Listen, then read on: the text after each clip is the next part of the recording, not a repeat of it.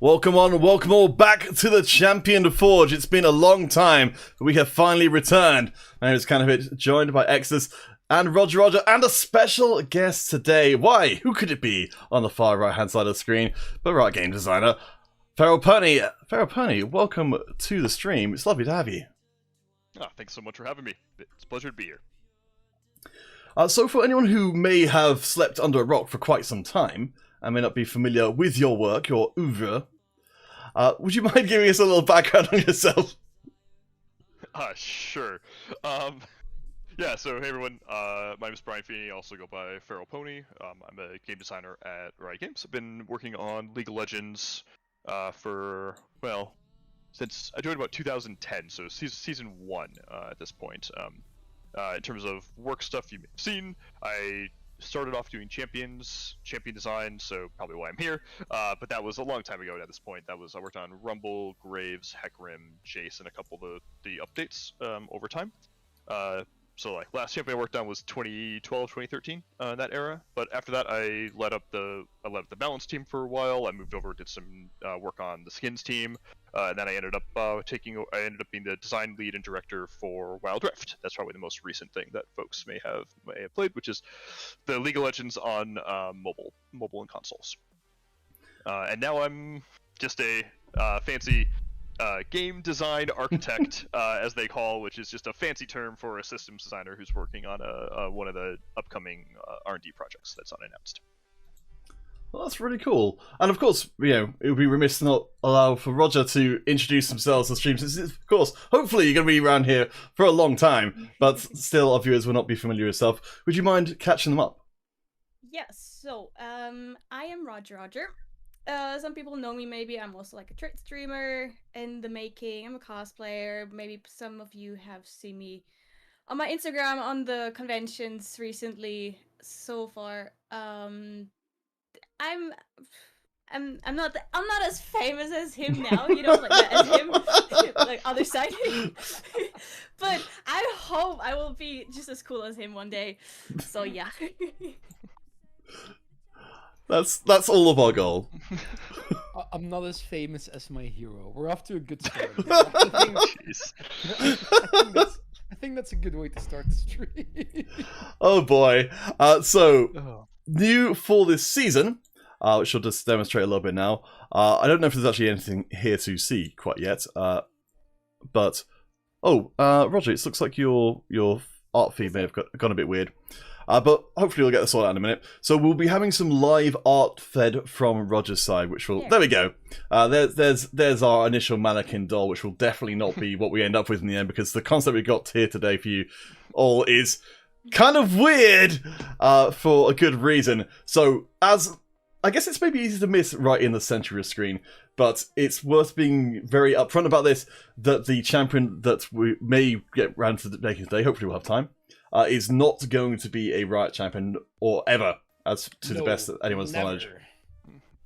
Also, just for full transparency here, I don't even know the champion roadmap anymore at this point, which is why we're trying to do something that's a little bit out there and a little bit wild. I also haven't worked on champions directly since 2013, 2012, as I mentioned before. Although I did some on when we remade them for Wild Rift. So we're safe from spoilers. Yeah, you should be safe from spoilers, but we're going into hardcore spoiler-free territory here. So what we're going to be going through today is, first of all, some theoretical groundwork where Feral Pony is going to be taking very much the lead in explaining a lot of how, at least how things used to be done, because if you're a long-time viewer of the Champion Forge, you'll know that we've been making things up as we've been going along. And Exodus, how has it gone so far for us? I mean, sometimes I truly believe we have hit that mark and we should definitely be hired. But at the other points, I think, especially in the early years, those were dark times, we kind of made up champions where we know, okay, this is very fun, but is completely bonkers to the point of insane. And we're trying to find a middle ground somewhere. And if we can find a middle ground, I'd say job done. But mostly I think we sometimes try and pull from a different creative area every time, and other streams we have tried to go, okay, we're going to a little bit more from I think you called it up, working up, working down, from one champion where, okay, we're going to try and work with a specific mechanic and design a champion later on. So it's either of the two, and this time we've went with an absolute bonkers insane idea, but I like it nonetheless. It is, what if we design a champion that either carries a fridge or is a refrigerator just as a whole, which I think is cool to do. Note the pun. Jeez. So, Roger, it looks like you're approaching the more humanoid version of this fridge at the moment. Yes. I'm not as good at drawing refrigerators as. Is it not your specialty? So... Oh, did you skip the class on how to draw a refrigerator? Oh. How very disappointing. I never went to an art class. Oh, there you go. That's the key. All right, so Feral Pony.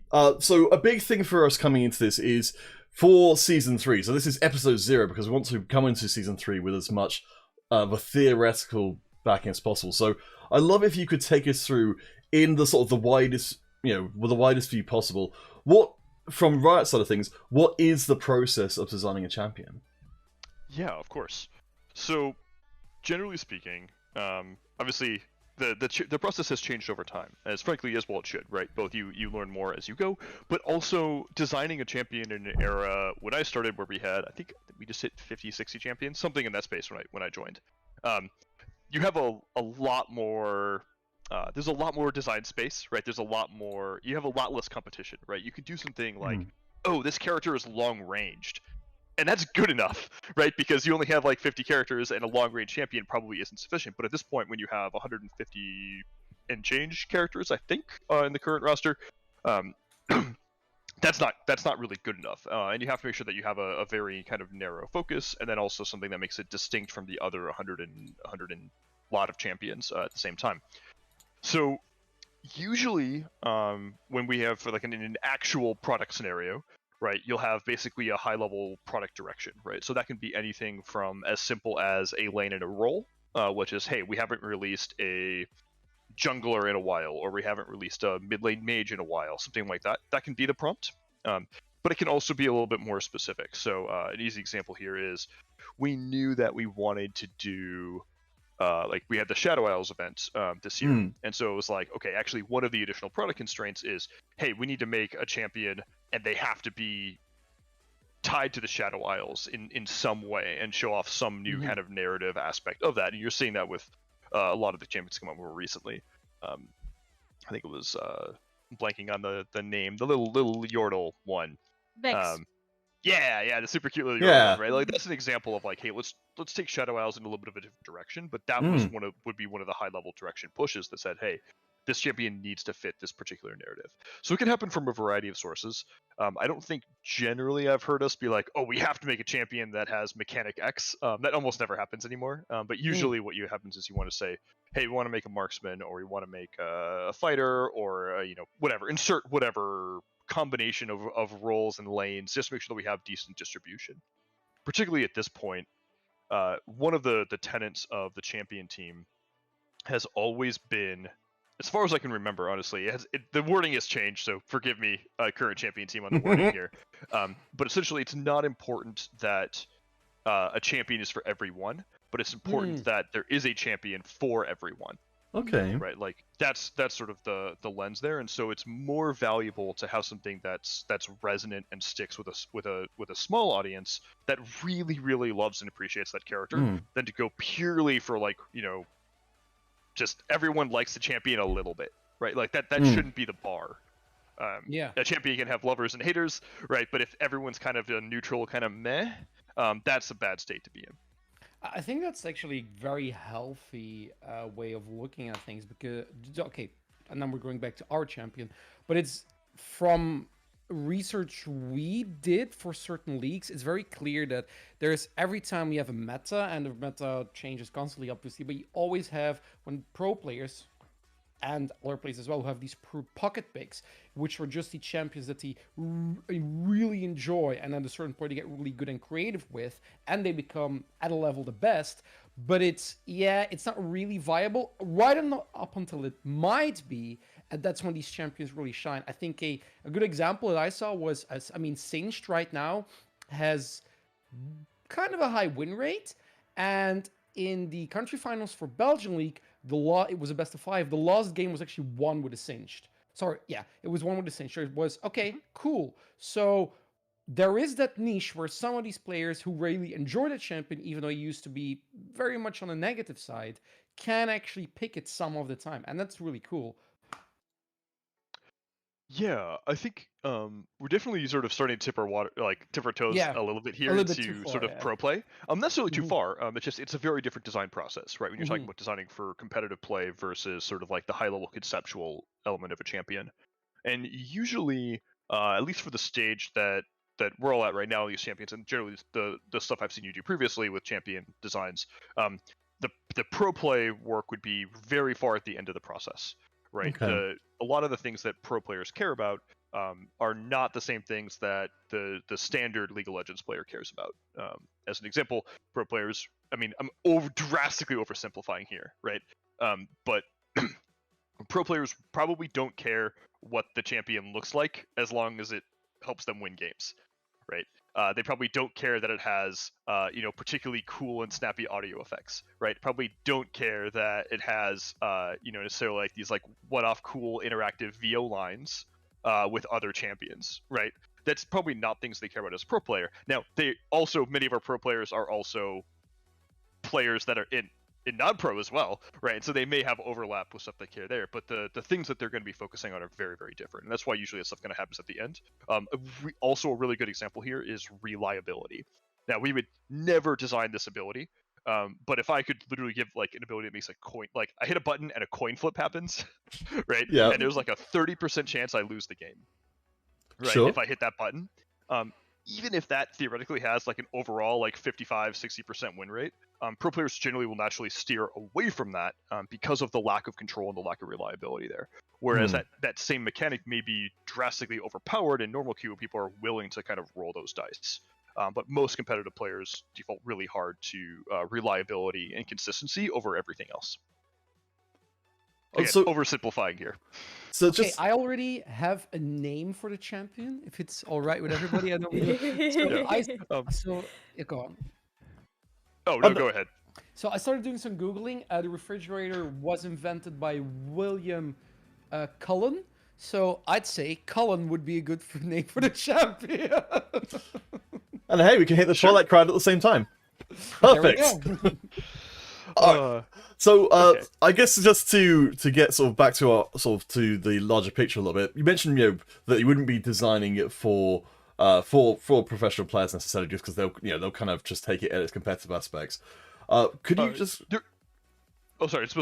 There is definitely a design phase where you do care a lot about pro play, but that usually comes in the last, I'd say, 10-15% of development, where you're doing a lot of stuff like tuning the exact hit ability of particular missiles, balance numbers, cooldowns, all of that kind of stuff. You're tweaking the numbers more, yeah. Yeah. Well, I mean, I think Exo's kind of touched on this briefly, but you mentioned off air a little bit about the whole idea of sort of top-down versus bottom-up design. Obviously for a lot of people watching, this may be their first time coming across that idea at all. So I'd love to hear you kind of explain a little bit about what that means. Yeah, this is actually a really useful concept. In fact, it may be probably the most useful one because it's not a League of Legends specific term, right? It's a very consistent design methodology that applies across game genre, across medium, even like this happens in like board game design. The Magic the Gathering designers talk about this all the time of like a top-down or bottom-up like Magic set, right? It also is really applicable to champion design as well. The sort of the TLDR version is usually speaking, when you have like thematics and art and mechanics, one of those is sort of the starting place. And then the other one tends to sort of adopt those ideas and kind of follow suit. And so the crux of this is, do you start with a creative or artistic starting point that's generally referred to as top down, or do you have a mechanical kind of starting point? This is something like this character needs to have an energy system, right? Or a particular ability or mechanic, and then the art has to basically try to adopt and fit in place with those mechanics. Both options are valid, and I've personally done champions on both sides of this. An easy example for me was Rumble was a bottom-up champion, where I started with Rumble. I was like, hey, we want to make this sort of like Yordle. I think Yordle in a mech was like literally the post-it note that I had. It was like, make this character. See you in 2 months, right? Kind of deal. And in that scenario, like the very first thing I went to was all of these classic mech games and fantasies, like Mech Warrior, Armored Core, these kind of spaces. And a lot of the stuff they had was this sort of this idea of kind of pushing your luck in this heat-based system. And so that was the crux of it. I didn't have any abilities at that point. I just said I want a heat system where you can really kind of like try to push yourself to the limit and kind of like literally kind of like try to live in that danger zone. And I ended up actually calling it danger zone at that point, right? And I remember at the end of the development, I actually had the danger zone song on loop while we were trying to crank out the last of those bugs there. But then at that point, I had all these mechanics, and the artist I was working with, Owen, who's awesome, he would basically come back and be like, okay, hey, here's some stuff I think that can work with the general direction we have here. And so that was a very bottoms-up kind of approach. Some advantages there. One, if you're predominantly really worried about having a unique mechanical hook, starting with a unique mechanical hook makes that very, very easy. So if that's one of the things you're really worried about, bottom up can be a phenomenal approach. Some other things that can really help here is that you when you're really focused on how the kit plays kind of above all else, you can get some really good value from like, how does this character function from a system standpoint? Is the kit really, really cohesive in and of itself mechanically? And you're generally going to get better mechanical results. The flip side of that is you're generally going to get worse thematic and visual results, right? Because what you end up happening is you have this like really locked, rigid kit that then an artist is trying to try to like work their way into making sense. An example of this kind of going a little bit, it's not terrible, but didn't go as well as I think we wanted to, was actually Orianna. Orianna was another mechanically focused bottom-up kit, where basically we had this little ball, you shoot the ball around, I think at the time it was actually, it's a Nexus crystal, and you kind of throw this ball around, but then Art didn't really know what to do with it, right? It was like, okay, we've got this ball, and like there's some magic explosions that shoot out of the ball, and then kind of turned it into this like kind of automata kind of dancer kit, or dancer visual, which is really cool, but it doesn't really mesh with the gameplay.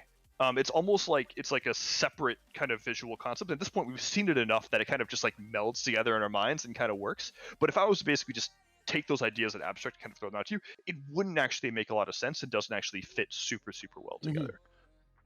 So that's kind of like some of the pros and the cons of that approach. If you're going from top down, which is generally you start with either a strong narrative creative idea, or mostly, I think more often the case is you start with like a piece of like concept art that's like pretty far along. Yeah. Easy example here was actually Hecarim was a character that I did a top-down approach on. No pressure, by the way, Roger. No pressure. So yeah, this is I'm actually just one of those listening. things I'm where, like, yeah, this is yeah. and this is one of those things where we're kind of I'll lead this kind of gently into the more current philosophy, right? Because there's definitely pros and cons to each of these.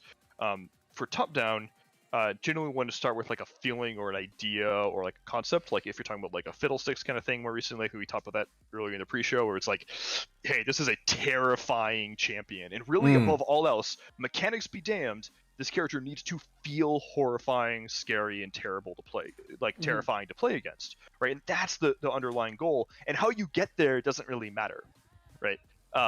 And that can be really powerful because it can get you a theme, a feeling, like a visceral response, or it can just really work with the rest of the aesthetics and the world and the lore. When I look at a character like Hecarim as an example, that was one that I started top down, where I actually was just handed a piece of completed concept art. When I started doing Hecarim's kit, how he looked in that initial piece of concept art is exactly how he looked in the final version, except for color. Wow. Right? Okay. That was literally it. We didn't have color. We didn't know what color the flames would be and all that kind of stuff. But then obviously the final version was slightly higher rendering quality. But that was from moment one. It was like, this is the champion we're making. I got to make all the mechanics plug in and work with this kit. And so cool. it, and that has a lot of advantages as well, right? Like I think from a design standpoint, having such a strong foundation to start with that isn't going to be kind of moving and changing kind of randomly as you're going can be really, really powerful because you have something to kind of cement yourself to. The other side of it is it can be just a really useful point of inspiration to start with.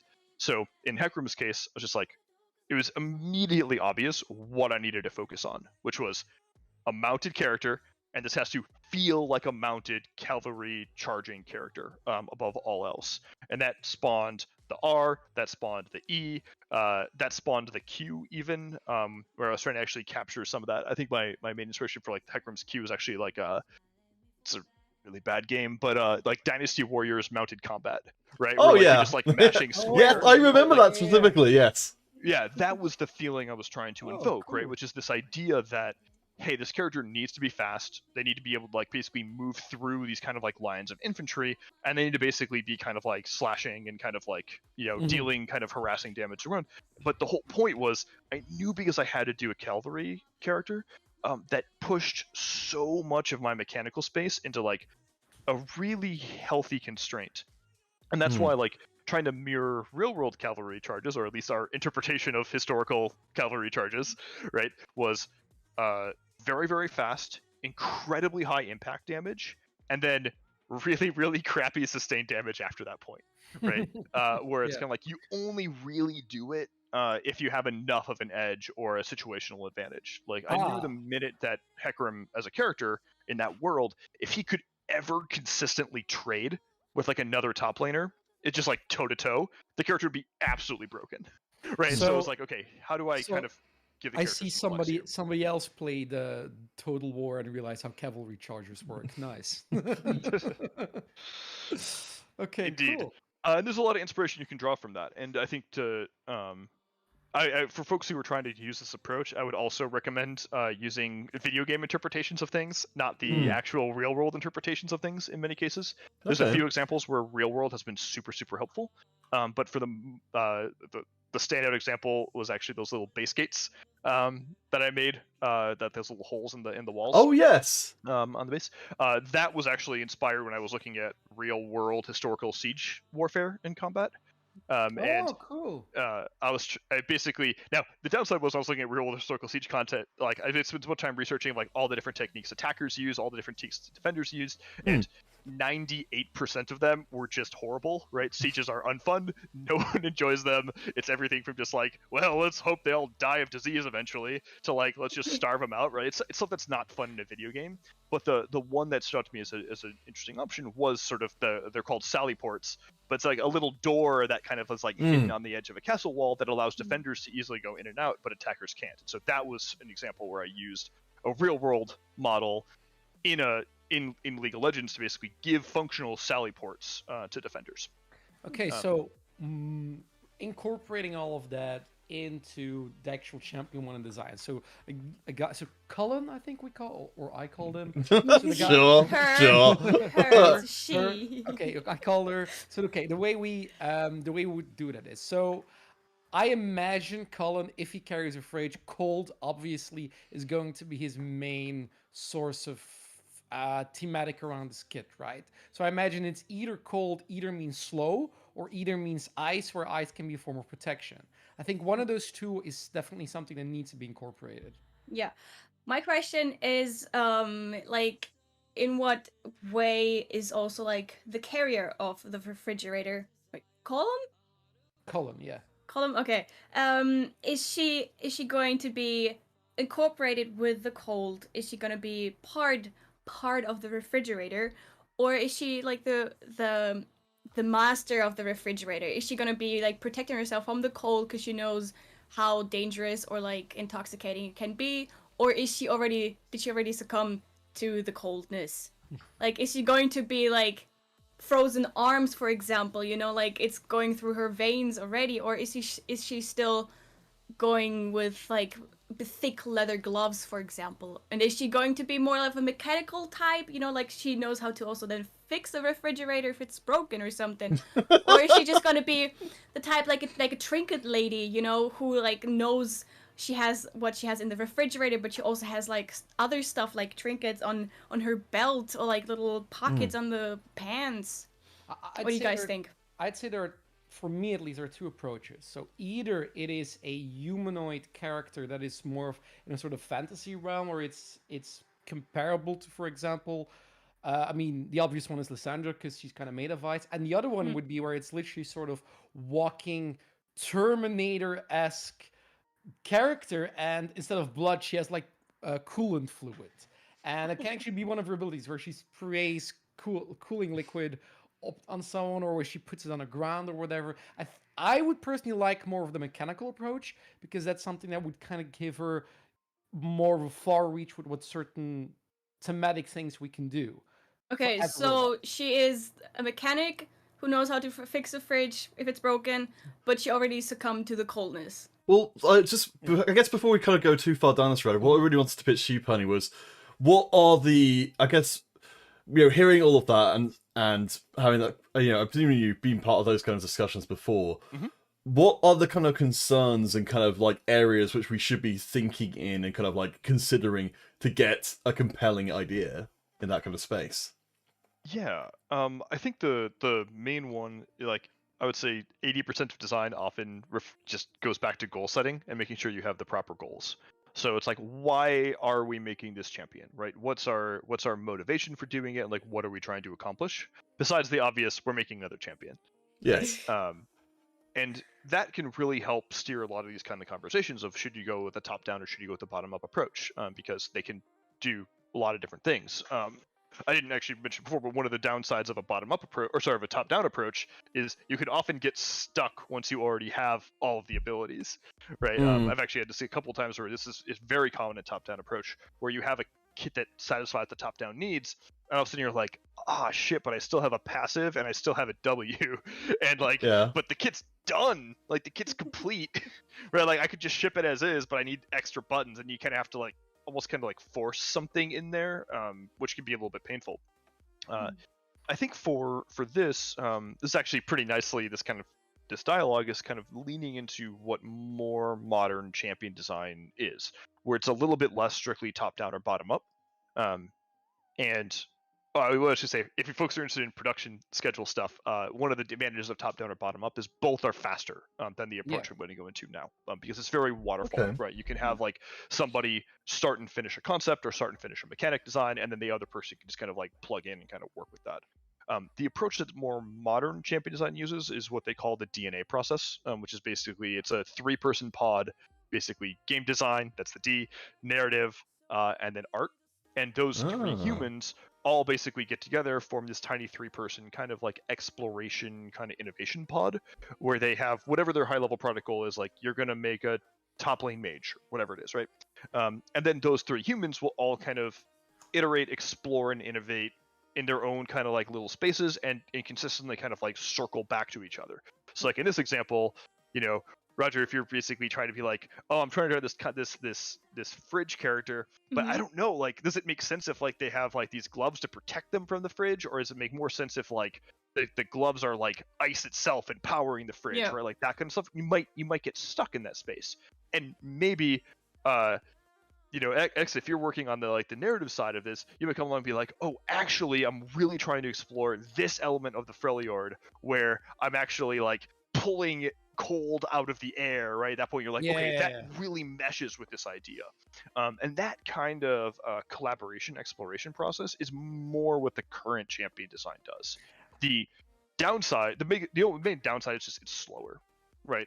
But at this point, we don't need to be like cranking out champions every 2 weeks. So we can kind of afford to take that time, and we're kind of better off for it. But the main advantage is you kind of get the little bit of the best of both worlds, from both a top down and a bottom up approach, because you at the end of it, you are able to get a very, very consistently cohesive champion Something that should work together from all sides. Something that immediately springs to my mind is where you can have, for example, you have 3 abilities that have something to do with cold, cold, cold, and one of them, because of refrigerator, what it does is basically it takes cold from one area, heat from one area, and puts it somewhere else. And what if you have one of your abilities where it's, okay, so this is cold, this is cold, this is slow, whatever, and this particular ability is thematically, she expels all the heat to a sort of aggressive ability. This can be, for example, an ultimate, where it's the opposite of Nunu, where everything is slowed down, and then the absolute zero, but in this case, she overcharges the fridge, and she has like a shield or something, or she irradiates a certain zone, where in this zone, you'll take a lot of damage over time. For example, like with a cooling liquid, like it's like spilling, Yeah, you could also do something along those lines, where cooling with liquid is... You can have like a bar where she builds up cooling liquid at a certain point, and she needs to either attack champions or do something with that mechanic.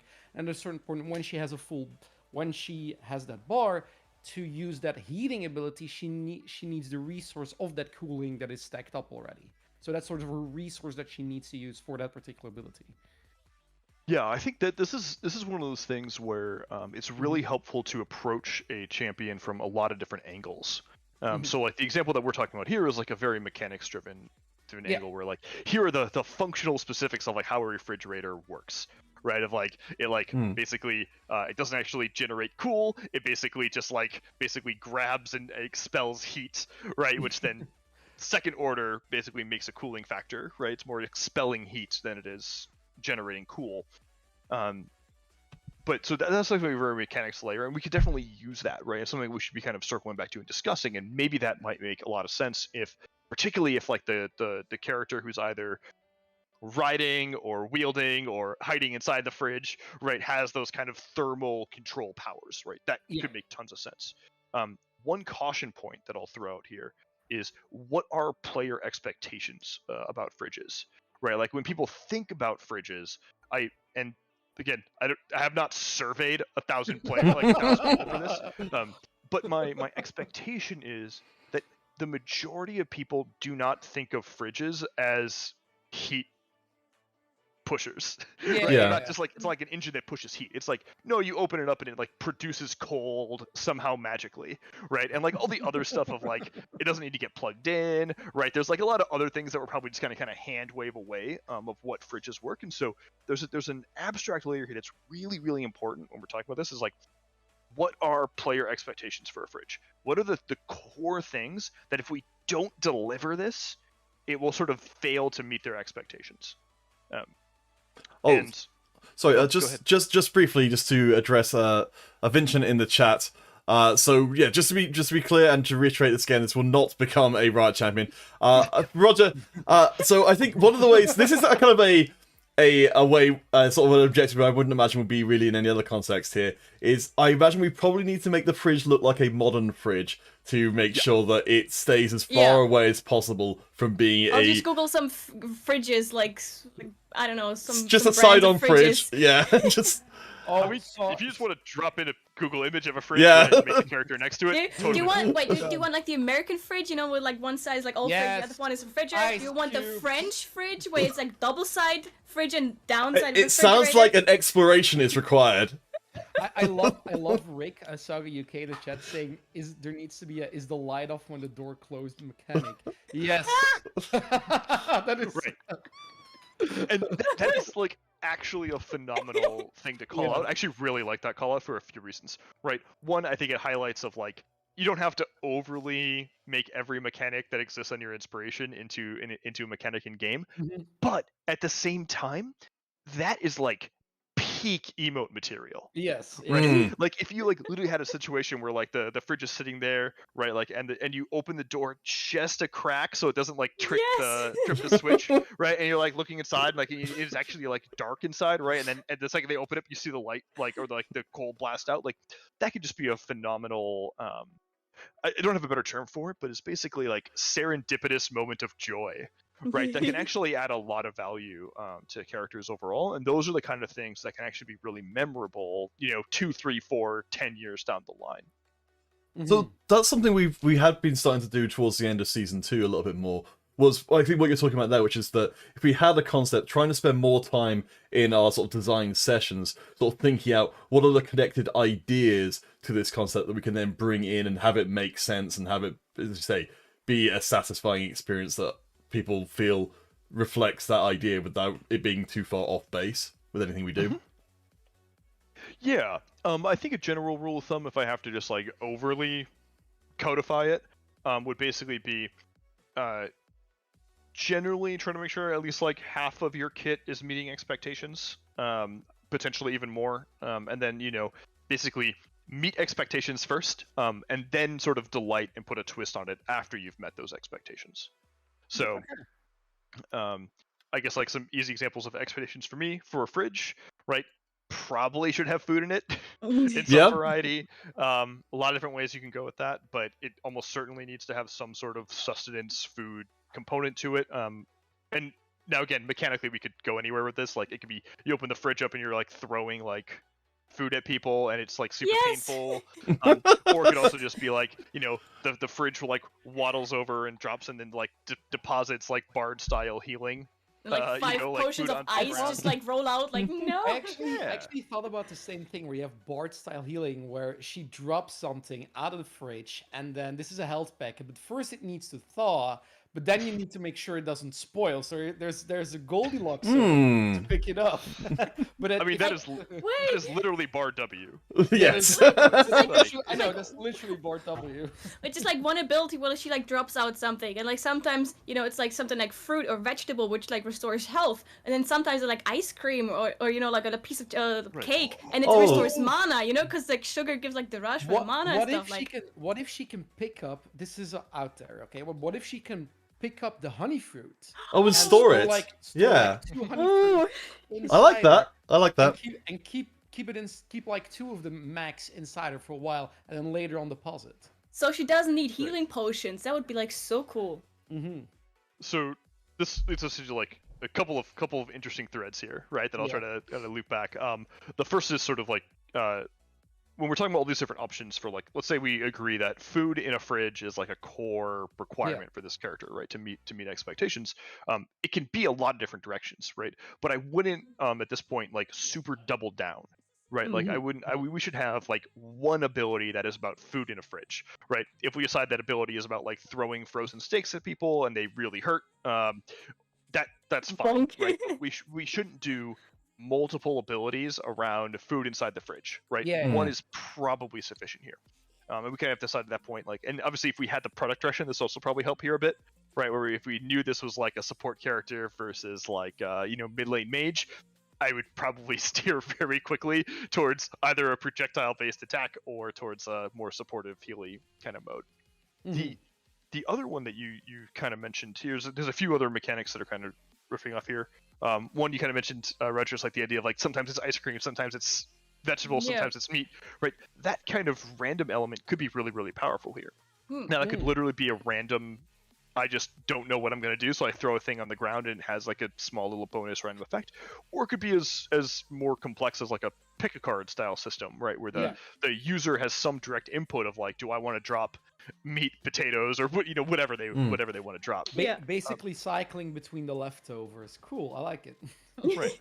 And then the other one you mentioned, X, was the idea of like, hey, should you be able to consume and basically store honey fruit, which is a really cool concept. And that's a mechanic that we could probably make work.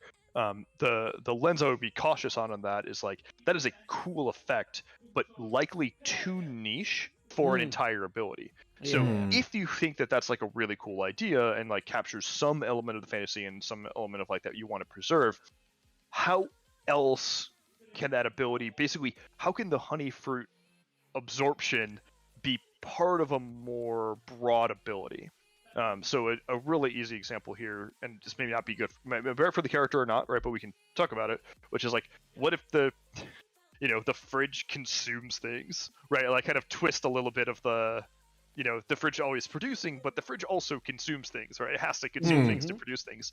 And so if you have something like a Tom Kench style ability where the fridge can like eat minions, right? And like shove minions inside the fridge, but you also make honey fruit as a selectable target in that model. And so it's like, okay, well, the ability is fundamentally shove a thing inside the fridge.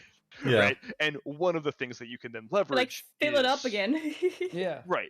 At that point, one of the things you can leverage is honey fruit, right? And maybe that can tie into some other ability. I'm not sure. Or like you have to like load up the ability to like like throw out some like, I don't know, fruit or like meat to like restore health or mana or something, and for that you have to take in like 2 minions to like or like, and then some honey fruit something, like make it like a sick twist that the champions you're giving health to are basically like eating minions.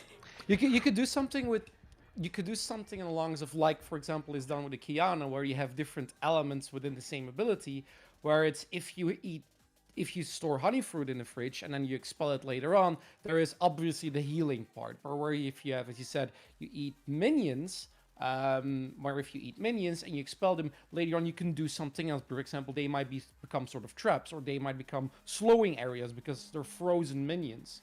So for the enemies, I think that something that might actually be really cool. Yeah.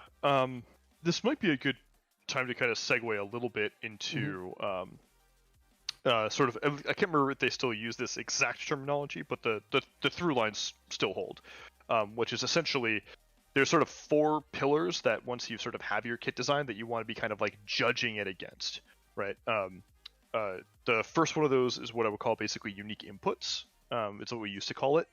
So unique inputs are essentially what is the unique part of the experience for the person playing the champion. A really good example here, sort of like best in class, would be like Callista's passive, right? Like the act of playing Callista feels like no other champion in the game. That core movement pattern of like attack move, and you're like leaping all around.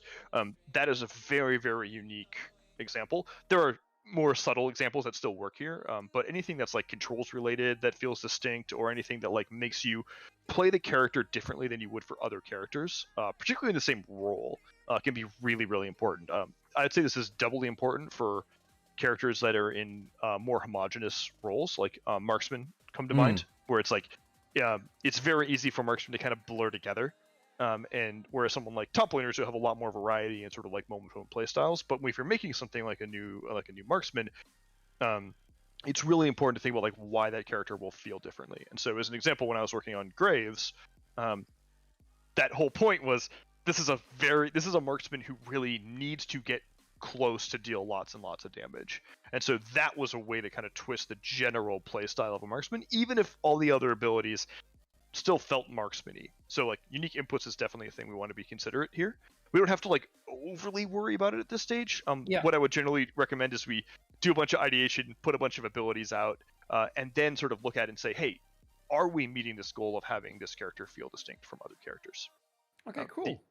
The next side of that, which sort of obviously if you have unique inputs, unique outputs is the other one, which is essentially you can think about it as the same test, but applying to the other 9 players in the game. Does playing against or with this character alter the way you think about it? Does it alter the way that you kind of get to experience the game in a unique way? Sometimes those can be the same thing, but they don't have to be. And even something as simple as like the Bard health packs kind of modeled, like for allies, that is a very different way to sort of engage and play the game. The ally player probably doesn't care about Bard's chimes at all. Bard can run around and pick up his own chimes, and that's kind of like his own thing, so that would qualify as input. But the fact that there are now health packs that give you speed boosts, and you can have little runways, and like, do I go back and try to grab that? Like, how do I play my lane differently? Do I try to like protect these or not? That kind of thing is what really kind of like checks the box for unique outputs. So those are 2 of the sort of 4 lenses that you definitely want to be evaluating a champion's success on once you're looking at a more completed mechanical kit. Is there anything you want to dive on this before I just jump into the last 2? Not from my end. No, I think I think definitely it feels like something we're going to be coming back to. But yeah, I'd love to hear about the other 2 as well. Yeah, sure. So the last 2 are basically the first one is counterplay. Basically, it's like, what options does the opponent have against that? That one shouldn't be super shocking. There is some nuance here in kind of like what constitutes as counterplay and kind of like how many steps of counterplay is appropriate, right?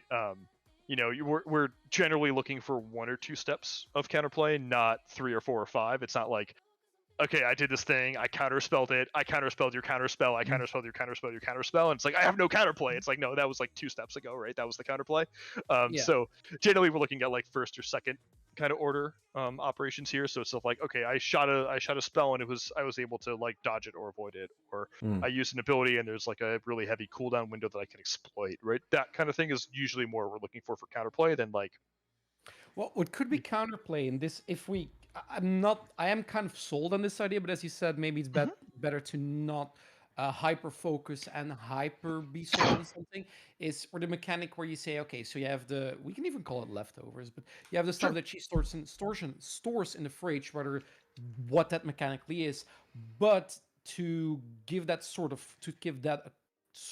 of counterplay is the more that is stored, the heavier. So it also the less movement speed she will have. You can say, okay, let's do give it a small debuff where, and obviously this is just hypothetical. This is not fixed numbers or anything. Where with every item you have in your fridge, you get -5 movement speed, which is not a lot, but it stacks up really quickly. If you have 10 items in there, all of a sudden, wow, you're slow as hell, and there's not really anything you can do. Yeah, so that's definitely an option here for sure, right? Like that would definitely meet this criteria. The interesting thing about counterplay, I think more so than the other aspects, is I think the problem here is actually identification more than solution generation. It's really trying to like look back and say, okay, as this champion is playing and as like they kind of interacting with their lane opponent, what options like I guess you can start identifying those problems of like, do we have a counterplay problem here? Do we need to add more counterplay? Is there too much counterplay? That also can happen, where something becomes and feels unusable. But as an example, like if we have this leftovers move, there's all sorts of different things we could do to add counterplay. And some of this gets into a more nuanced conversation of what types of counterplay are we talking about? Are we talking about like more like moment to moment, like mechanical counterplay that's like okay, I clicked this way and stepped out of the way? Or is it more strategic counterplay, like I had to make a different decision based around this kind of concept? Yeah. So your example of I get slower and slower and slower, that's really more strategic counterplay, where it's not a bad thing. I'm just saying it's not the same thing as like I'm gonna like dodge the skill shot. It's like oh, I can't roam now if I want to go help my top laner who's like really hungry, right, or low health in this scenario, and I fill my fridge up and I'm like waddling over to top lane, I'm never going to get there, right? And so that's sort of like the balancing act of like how much food do I want to deliver to people. That's an example of strategic counterplay there. And there's a lot of mechanics we could do here. We could do, you already mentioned like food spoiling as a counterplay mechanic. It could be anything from like I don't actually generate food on myself. I have to like like grab and brutally butcher a minion into minion steaks, right? Like that could be the counterplay where it just says you have to get within range of enemies to actually trigger this kind of mechanic. There's, I would say, probably a dozen that we could come up with very, very quickly. But it's definitely a lens that we want to be using once we have a play pattern established and once we kind of feel like we know what the character is doing. And then I guess the last one, just for the sake of wrapping up the 4 points, is strategic identity, right? This is one that's actually very, very important for pro play. So I mentioned earlier that generally we don't design for pro play, like at this stage of champion design. This is the one exception, right? Where basically we're saying like in abstract, like in the champion select stage, like regardless of what's happening in game, right? Why would I pick this champion over other champions? What does this champion bring that either alters my team comp, alters the way we think about taking objectives, anything like that? So strategic identity is also really important. It can be one of the trickiest ones, but it does have a lot of value when you nail it. It's kind of one of those moments where like you're watching the pick ban phase in like a pro game, and when you see someone like select a champion and there's like a response from the crowd, Yeah. almost certainly is an example of that designer really nailing the strategic identity of that champion, right? Because you anticipate something is going to be happening here that wouldn't have happened if another champion had been picked. Yeah, I guess the thing that comes to mind there would be something like Silas or something along those lines. Or where you go, where you suddenly have a very different, like a very high impact champion. An extreme example would be all of a sudden somebody picking Yi in Worlds, where it's like, okay, yeah, we're gonna see something, good or bad, leave it at that. Right, you know something is going to change in the way the players are playing the game and sort of the plan. And I guess a bad example of this, again, I have not actually followed pro play in the last year and change, so I'm horribly out of date here. But like an example here would be like classically, like I don't know if and may still be a problem, I don't know, like Lulu being able to be played in every single position, right? As an example, historically is a bad example of strategic identity, where it's just like there's really no story that's being told, right? When you pick Lulu, it's like who the hell knows what's going to happen here, right? So that's an example. Like I love Lulu, but on that level, strategic identity, it's a bit of a miss for me. You can kind of say that Karma, for me at least, fits something similar, where Karma is being played in such a plethora of ways, but there is a distinct lack of being in a certain niche with Karma, where it's okay, and Karma is a jack of all trades, but this also means that she can, or used to be played at like literally every lane. But at the same time, it's not that you have, wow, Karma has this one thing that's really cool, where it's kind of Karma does a lot of stuff. It's a common problem with whenever you're designing a jack of all trades character. I would definitely be very, very cautious, right? And this is really part of the reason that you're identifying as to why.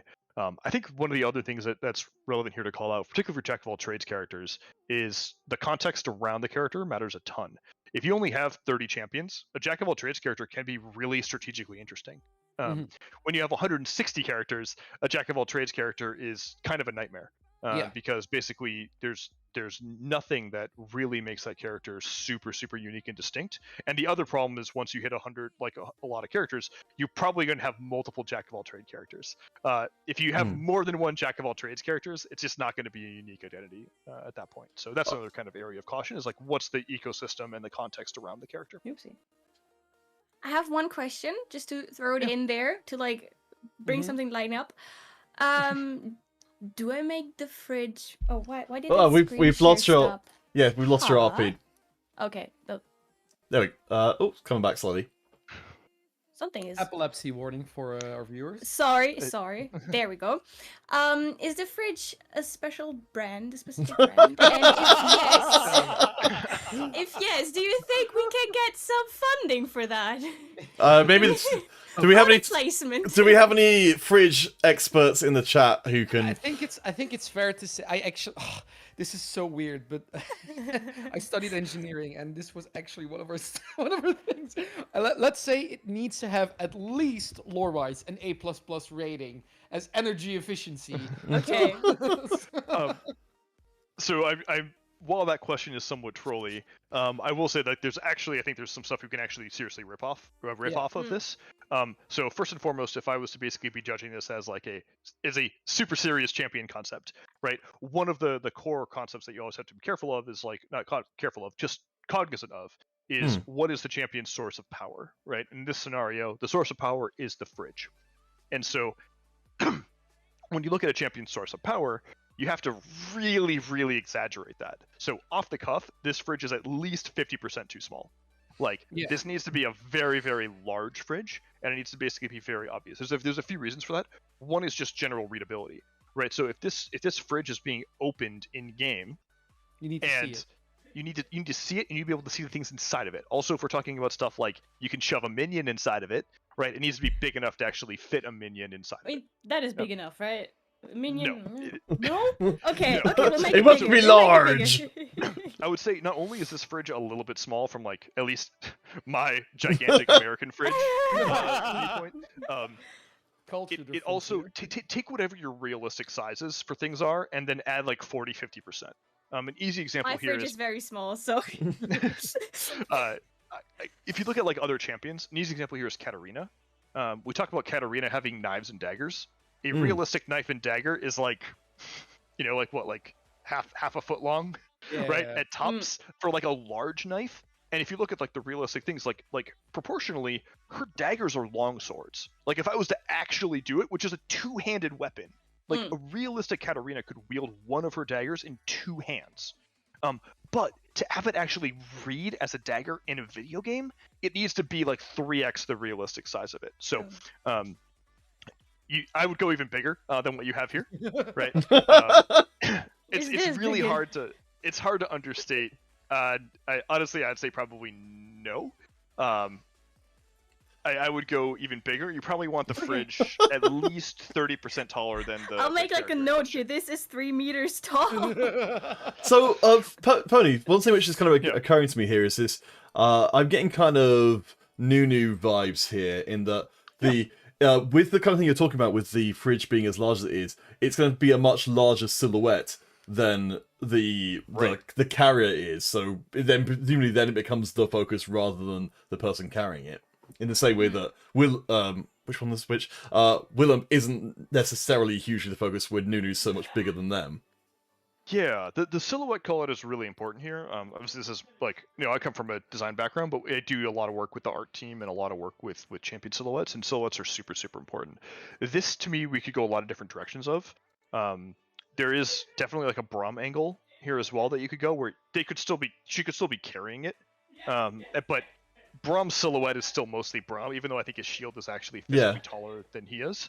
And there's ways to cheat that with like animations where you can like change the sizing of the thing in the moment. Like, hey, it's actually like 30% smaller, but then when he blocks with it, it doesn't look like it gets bigger, but it may actually physically get bigger, right? Something in that space.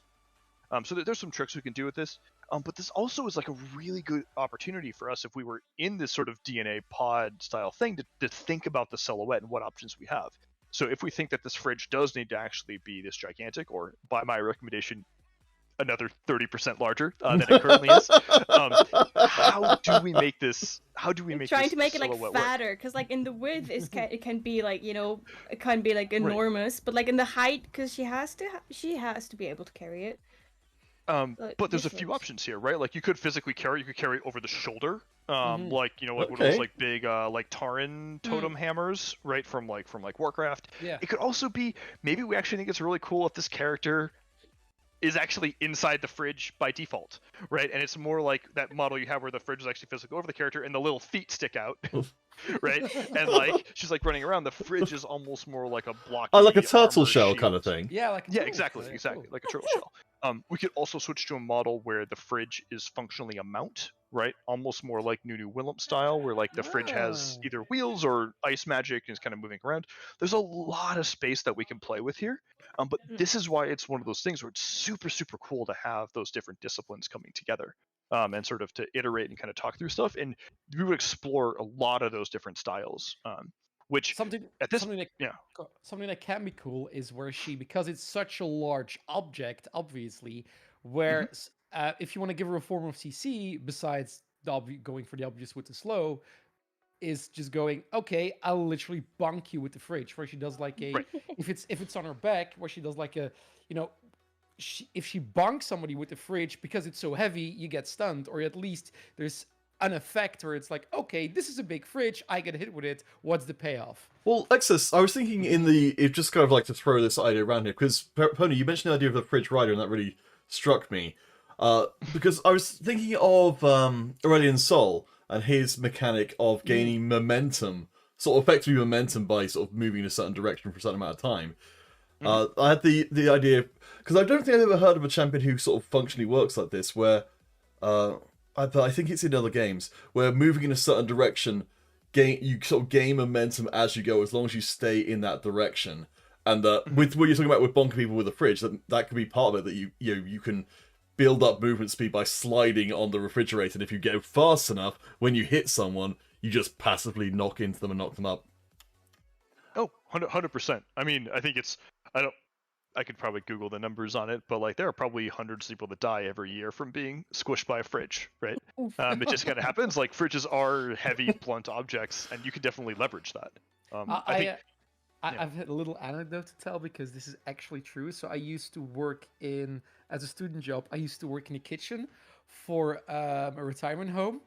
And I think it happened, I want to say at minimum 6 times in a span of 4 summers, where including myself, by the way, other people locked themselves in and it's an industrial fridge. So it's a Oh yeah, the walk-in walk-in fridge, right? Yeah, but these are death traps. These are serious death traps, because there's a reason all of these doors are. It's like, oh, it's really difficult to close. Yeah, because you never ever want, because these get stupidly cold, -30 sometimes, and you do not want to have them close onto you, because most of these aren't actually operable from the inside.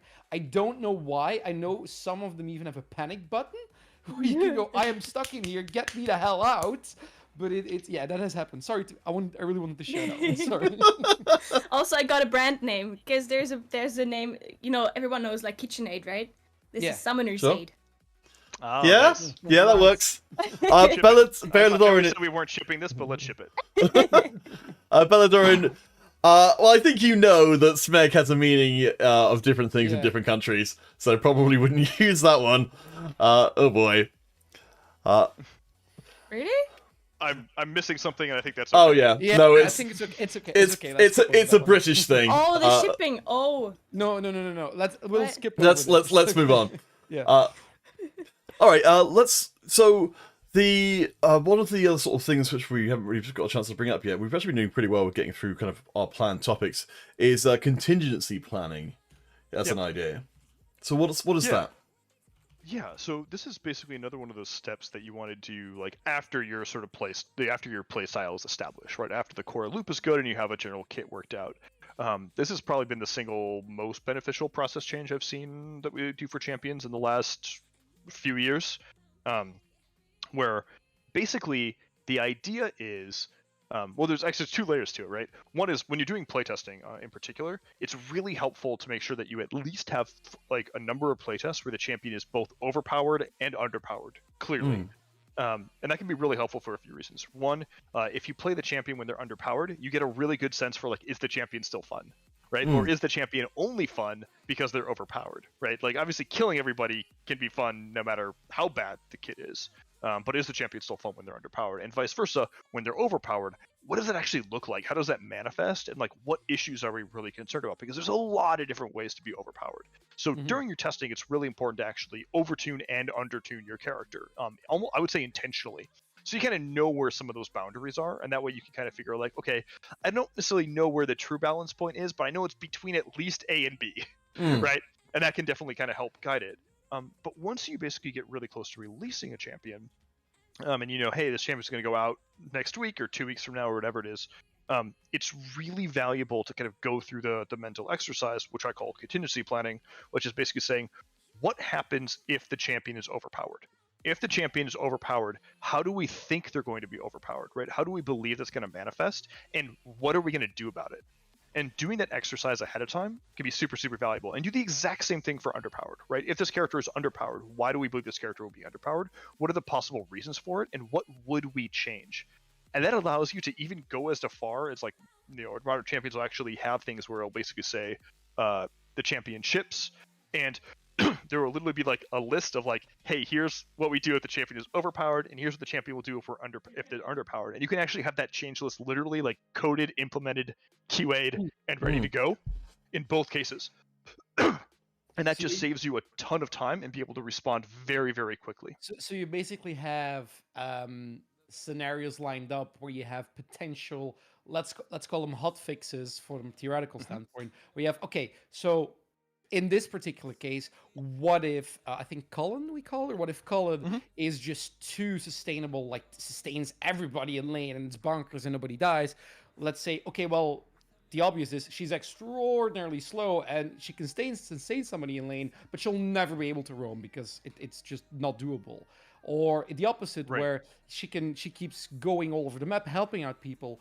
But does she? But how would you fix that? Where you example, you say, okay, cool. Well, let's say she can, when she helps someone, when she roams somebody, there is a certain sort of built-in cooldown or sort of built-in place where she will have taken a disadvantage from helping that people, not being able to help somebody else, aka a fridge being empty. This is again circling back to that idea, but something else along those lines. Totally. And you can get really, really specific here as well. So like the first example you mentioned was this character has too much sustain. That having that as like a viable option that you're talking through where this may happen can be incredibly helpful. Because at that point, what you're going to be doing is you're talking with the other designers, with your playtesting team, your QA, the game analysis team, all of those folks. You can be like, hey, here's a scenario we think is realistic that could happen, right?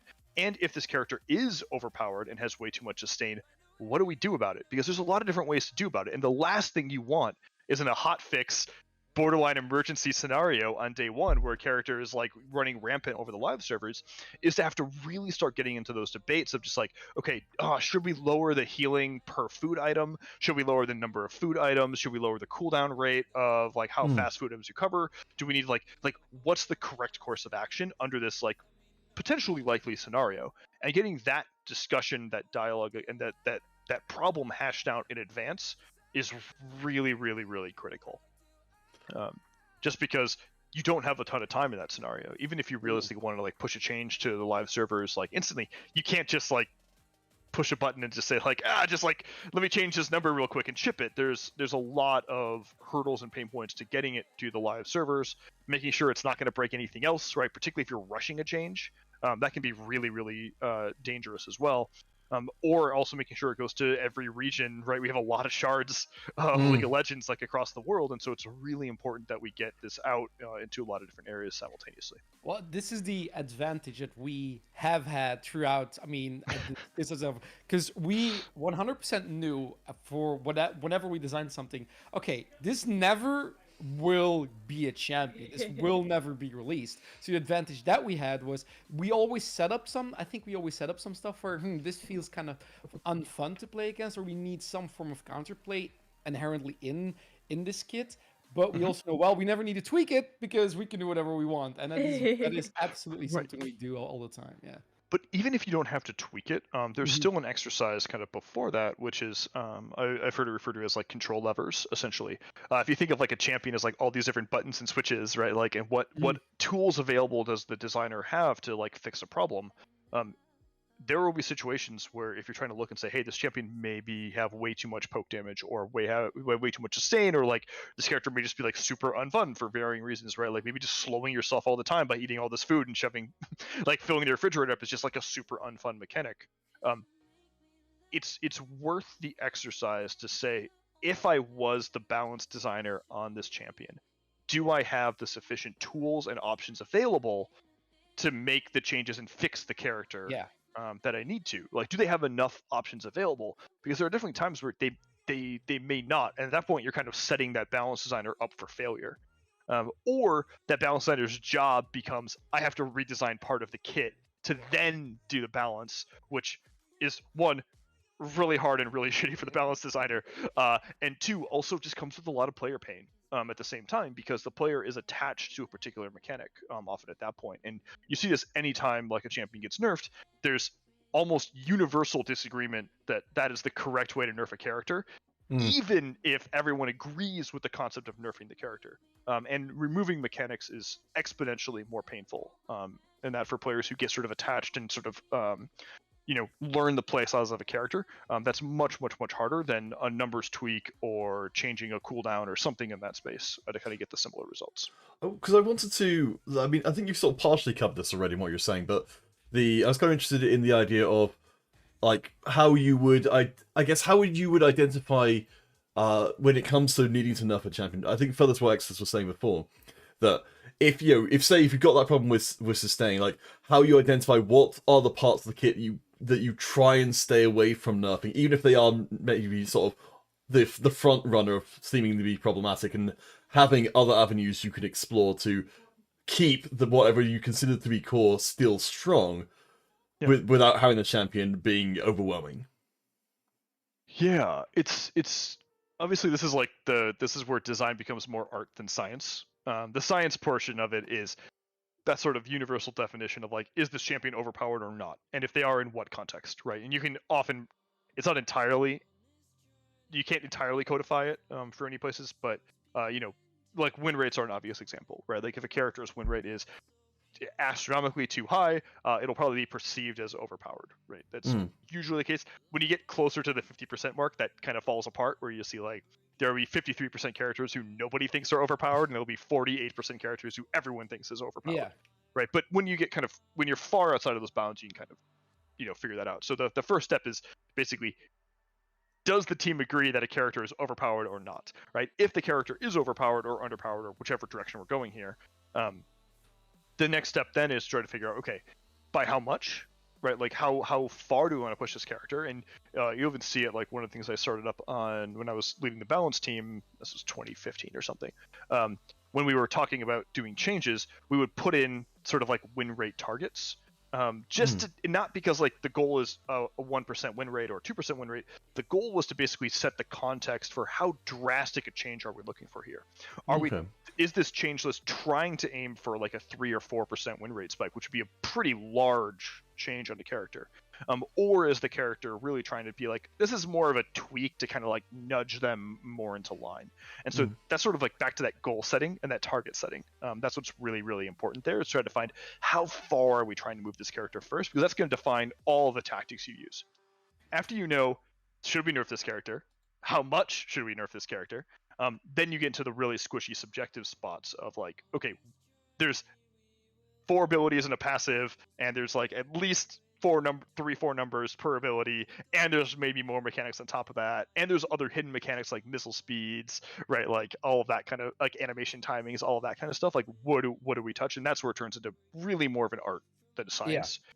But all of the stuff that we've talked about so far can be looped back to it. So the easy example here is, you mentioned like, should we be hitting a strength or nerfing a weakness, right? Essentially, and that can really boil back to, what is this character's unique strategic identity, and like what is their unique input and what is their unique output. And so what we want to try to avoid is a situation where there are situations where we do nerf strengths, and there are situations where we do nerf weaknesses and buff strengths and buff weaknesses accordingly. But an easy high level test is, we have a character who wants to do a particular thing. This is usually easiest when the character is the most at a thing. So like, here's a good example. Like Caitlyn is our longest range marksman. Not Mm. sure if that's true anymore, but baseline attack, and that was the it feel is, of the it is. character, right? And so in that scenario, we know that we want Caitlyn to be our longest range marksman. We should really avoid nerfing Caitlyn's range, even if that's what players are complaining about, right? And that's what feels oppressive about it, because that's the unique element of the character. And so in a situation like that, I wouldn't be trying to nerf their unique strategic strength. I would try to do something like nerf a weakness instead. Now, the exception to that is if I could nerf Caitlyn's range by a sizable amount, and she would still be the longest range character, and still feel like the longest range character, that would be totally fair game at that point, because you're not removing that character's identity. You're basically saying just like, okay, this character is still the longest range character in the game, but there is too much. Right? And so maybe you're taking like a 6,000 range alt down to like a 4,000 range alt, and that still feels really freaking long. Okay, cool. Yeah, I think because let's go a little bit over what the actual kit was we're trying to do here. So we started off with potentially something where she stores stuff in the fridge, and we kind of talked about that. I think something I said before, and please, if anybody else has some input, something that could be cool is the cooling liquid, where, for example, if you spray a lot of cooling liquid on someone, you can have, okay, if you get too much onto you, you just get stunned. But if you get a little bit on you, get slowed, and the slow is bigger, the more cooling liquid you get on you. I think that's something you can do where you say, okay, this is kind of a more unique ability, but you can easily tweak numbers. You can easily change the slow. You can easily say, you can easily either remove a potential stun at the end, or just not have or just say, okay, the stun is minimal. Sure. I think there's a lot of options here. If we want to go with like cooling liquid, I would. Oh, sorry, just as a high level, I do have a probably 5-10 minute cutoff. Yeah. Okay. Yep. Go in and do more game designy work for work stuff. Although this is substantially more fun, so I'm happy to stick around for a few minutes. Yeah, so if we have this basically some sort of CC kind of range spray, that could be cool. I think at this point probably most useful, instead of like really focusing on like particular mechanic or ability, like we should be trying to like hit those high level beats, right? So if we have some sort of slow based CC, seems reasonable on a fridge. If we don't have cold in some extent, it's probably not doing its job, right? We have this food consumption idea. Peter, I think you mentioned like the sort of ramming speed Yes. like fridge thing before, which could be really cool. I think that sounds like a really good kind of high level thing. There may be some other big beats. I think we talked about shoving somebody inside the fridge as a potential option here as well. I got a minion in the fridge here already. Yeah, exactly. I did see that. That was very adorable. And just because it's like top of mind right now, like that's a good example of like you would want to get actually other art folks involved at this stage. Like when your question of like what type of door should the fridge have, that's really an animation question to me more than a concept question. It's like, how is this going to read when the fridge opens, right? If you put 2 double doors, or you have that bottom tray as an example, like every one of those is going to shrink the size and the readability of the door actually opening. So if that's important, that could be a thing there as well. So she should definitely have a voice line that when she gets a kill that says "cool it." Sorry to completely interrupt you there, Feral Pony. Really? That's the one you want to go with, Exodus? Yeah. All right. That is 100% the one I want to go with. Like on a takedown, she just says "cool it." I'm amazed we haven't had the fridges running joke come up in any capacity at this point. Oh yeah. I mean, but those are the kind of things where it's like those are just delightful, right? You gotta throw those in at the end, and they're not bad to take note of, because usually those kind of come from just like moments of kind of inspiration and just like serendipitous joy, as I kind of mentioned earlier, and so those are good things to like take note of and just say, hey, does this still work when the concept is further along? It may or may not, right? You mentioned like the is your fridge running joke. If we ended up going with the kit where the character or Cullen is inside the fridge with the little feet sticking out the bottom, like that would just be flippin' amazing, right? Whereas it may actually not work as well if it's like a carried fridge or something in that space. I mean, even if Or- you don't yeah. take it as an ability that she like, or like as an actual thing that she's inside the fridge running around, we could still make it like a recall thing that she just goes into the fridge to Right. like cool down and then gets recalled back to base. Right. And this is also a good example of like where we can start with something and still leverage it later. So we actually, I think I mentioned maybe in we were talking previously. I'm not sure if it was on stream or not. Of like actually like Indiana Jones style, like getting inside Yes. the fridge as like a Yeah. shielding protection moment. That can be really True. powerful. The easy example I can think of now is Zareth actually used to have that ability, where basically Really? he could basically turn into Yeah, a coffin, right? And he could basically shield himself. Now, Oh, gameplay okay. wise, that didn't work very well because essentially it was like, oh, here's this character who snipes me from like across the map, and then when they get close to me, I just like turn invulnerable. Like that was just like a really crappy feeling, I think, for all parties involved. But there was something still really cool there, and so we did play with the idea a lot of times of like going into sarcophagus, coming out of it, and even though we didn't end up putting it into the kit, it was actually incorporated into the art. And so you notice, like, for example, with recall and death animations, he will actually collapse, or he'll kind of like fold in on himself and sort of form that kind of coffin idea. So that's an example of these ideas that we're sort of spitballing here, even if they're bad ideas, often can sort of worm their way into the game in a more I guess in a more usable context. So at this stage, for sure, like, we be silly with it, right? That's totally fine. You can go a little crazier on the ideas. It's very, very easy often to take a crazy idea and then sort of like, you know, like file down the rough edges a bit and get into something that's substantially more workable. Okay, so I think given the fact we've been going for a while, and of course that you need to go soon, probably what we'll end up doing is trying to take on Cullen as a design project in a more substantial sense on our next episode, and have these sort of pieces in place for doing that. I guess. Yeah, I think that'd be awesome. So I guess from the other two guys, are there any final things that you wanted to float around before we call it a night tonight? The one thing I would say is, from having trying to process as much as you already said, Feral Pony, is to me, from what we said, and I have kind of been driving her mechanically, and please interrupt me, please change me, please say, Zav, you're a total idiot, which most of the time I actually am. It's very much a utility character, right? It's very much a utility character that feels sort of almost brutish, but it would be fun if you indeed had something where, okay, what exactly do you want to do with her? What's the end goal?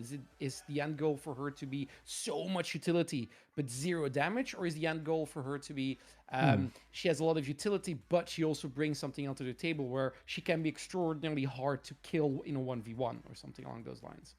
Mm-hmm.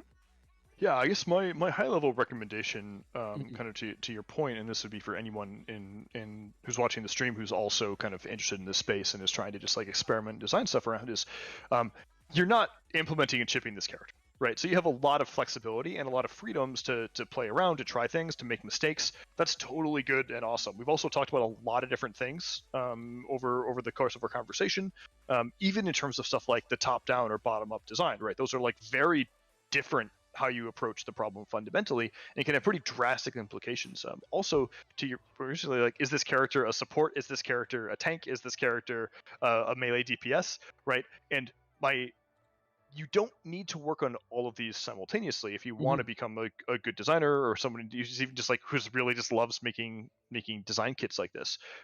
These are all related but different skill sets, and like anytime you're building a skill set like this, it can be really, really helpful just to go through the exercise.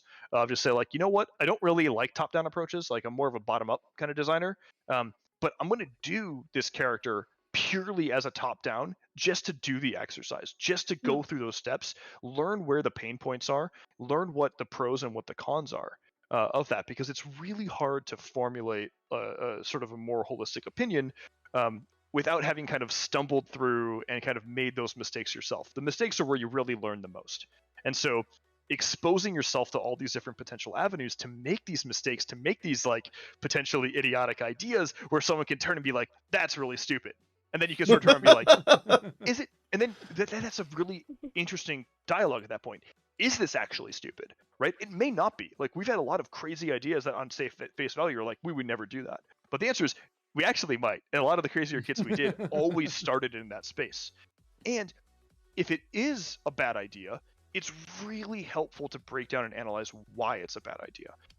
And when you start asking those questions of like, why, what are the goals, why is this a bad idea, or why is this a good idea, like, right, and you start abstracting it, you'll start finding these patterns and these through lines where you start realizing that you don't have to keep making the same mistakes or running into the same problems over and over again. You'll find that, oh, I actually already made an ability like this previously and it ran into this problem, and this basically feels the same as this other option.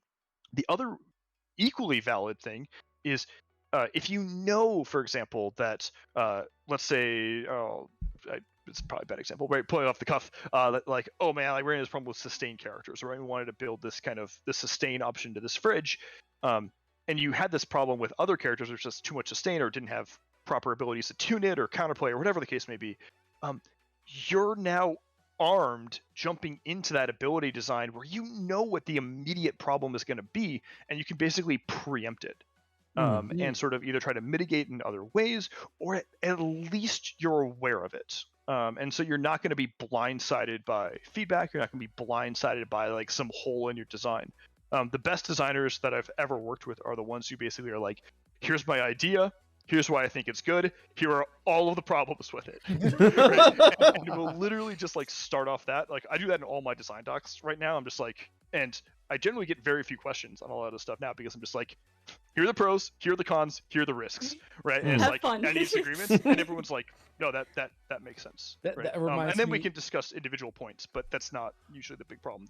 The spot where you lose confidence is if you can't identify your own risks. That reminds me so much of when the Wachowski siblings wanted to pitch The Matrix. I watched a documentary on this 2 weeks ago. That's why. And he literally said, so they went to like major Hollywood studio, had this idea for The Matrix, which apparently was something that had been floating around in their heads for years and years, because it's very conceptual.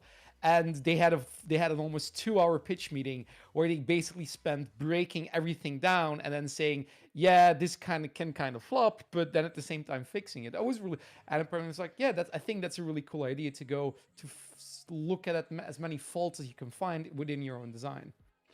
So Yeah. Brian, how much time have you got left? I'm imagining it's not very much. Yeah, I could just like any kind of wrap up stuff here would be great. If there's any final questions, I have anything from if there's anything from like chat side last minute, happy to answer it. But then I'm gonna roll out. I guess so. Hopefully this can be answered quickly. Also, Belladorian, yes, the whole bringing food out of the fridge was actually the origin, I think, of a lot of the origin of it. So I guess this is more of a sort of a thing in terms of what we can do. So obviously we don't have the ability to prototype things in the same way that Riot would have, but presumably that doesn't physically happen for quite a way down the line anyway. Like how can we sort of evaluate how like a play pattern things would work, like on paper or in the context of even of these kind of streams? Is there anything we can do that would help? Yeah. So in terms of like evaluating play pattern, generally I would recommend trying to look at who the closest parallel is, right? So like if this character is the closest parallel as Braum, you can start kind of basing like, okay, how does Braum work in lane and how does Braum feel in lane, right? And then you can start like really trying to drill down and say, okay, here are the 1 to 2 elements that we're really changing, right? And how would that kind of change the sort of the play experience there? That's probably the easiest option. You don't have to go, super crazy into, like actually prototyping, implementing it, that kind of stuff. Usually, we do a lot of that, even pretty early on in champion design. But like what we usually do, even in that case, is we're not implementing entire kits from scratch and just saying like, let's go for it. It's like you pick a similar representative champion and you test 1 or 2 new abilities at a time, right? And try to say like, does this basic hook work? That kind of thing. So if this character's, and nice thing is we have 160 characters, it's pretty easy to find somebody who at least is partially similar. Yeah. So that's where I would start with.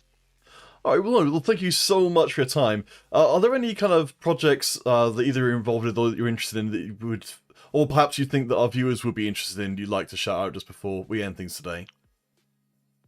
I mean, if folks are interested, I mean, again, I'm not affiliated with any of these directly. but like I think if you're looking for other design resources, I think it's actually really helpful to look at other stuff besides, like, obviously MOBAs are great, but you can learn a lot by looking at other outside resources as well. So some quick callouts I would recommend here. Magic the Gathering, if you're familiar with that game, just as a viewer, has a really phenomenal podcast called Drive to Work by Mark Rosewater, who's like their lead designer.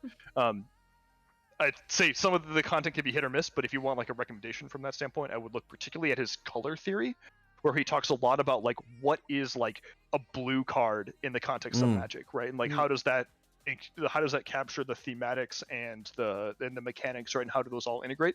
That's a really, really useful resource that has a lot of overlap with what we're talking about here. So the color theory, color pie ones are phenomenal. And then some of the set design ones can also be really good, although the less you know about Magic, the less useful those ones are. Other than that, there's another really good podcast that I really enjoy listening to called the Game Design Roundtable, which basically has a mix of video game and a lot of board game designers as well. And so you get a lot of different kind of cool outside perspectives on that kind of stuff as well. Game Maker's Toolkit is also a really good YouTube video series as well that I would also highly recommend. If again, for focusing folks, he has a subset of the series called Boss Keys, which is looking at specifically sort of the breakdown of level design. He has a really phenomenal one on the Zelda series, where he breaks down every temple and like everything from every Zelda game, and tries to look at how are they designed and how does the player feel and kind of interpret in that sense. So those would be some off the cuff, but there's a lot of actually really amazing design resources out there. Oh, cool. Well, thank you so much for spending your time with us today. Of course, as I said, we're going to be getting into actually designing the champion and hopefully making the best use of all this. I think all of our brains are definitely, exploding from the sheer amount of information that's coming, but it's been absolutely tremendous. Thank you so much for your time, and hopefully we'll cross paths later on down the line. But for now, for any of you guys watching, we're not going to be sticking to necessarily a strict schedule with Champion Forge, just because of with both myself and Exodus being shoutcasters and Roger's schedule being a little fluid as well. We're not going to stick to a specific one, but I will drop into the chat in a moment a link to our Discord, which will allow for you guys to get notified when we go live in the future, because this is the start of the new season. So we're going to hopefully do a ton more or similar things, and hopefully we'll have some other fantastic guests as well. But for now, thank you so much for joining us, Feral Pony. Exodus, Roger, was there anything which you wanted to shout out just before we go in a second? Besides hire me, the other thing I would shout out is the 22nd to the 28th, we are returning with BCS, Belgian Charity Showdown. It is an event streaming event for 1 week, where we try to fundraise as much money for charity. We'll be dropping, take a look at Team 7am as well, because we're working very closely with them, as in organizing it with their management, actually. So please, for any people who want to donate, or just if you just want to come have a look and see what we're doing, 22nd to 28th of November. If you follow me on Twitter, I will definitely spam a lot of that stuff in the next upcoming month. So just so you know. Besides that, nothing else to plug. From my side, I'm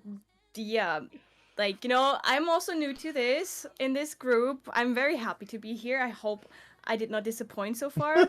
But what I tried to create, I tried to incorporate what we went along with. I tried to get an image and idea of what I think she could maybe hypothetically look like, something. And so far I will get better as we go along, so no, it's been fantastic. I will get faster as you go along. It's one of those ones where it is very helpful to have something that's sort of up as as a prompt for other dialogue or raising interesting questions. We had a lot of questions that sort of spawned from it, even in this very early stage, from both the mechanics and the design side. So. No, fantastic job. Thank you so much, Roger. It's the first time coming out, but did a fantastic job. But that's all from us tonight. Again, we're looking to be coming back in the next couple of weeks, so do join up with that Discord to get pinged when we next go live, or you can follow on Champion Forge, at Champion Forge on Twitter. For now, that's all we've got, so we'll see you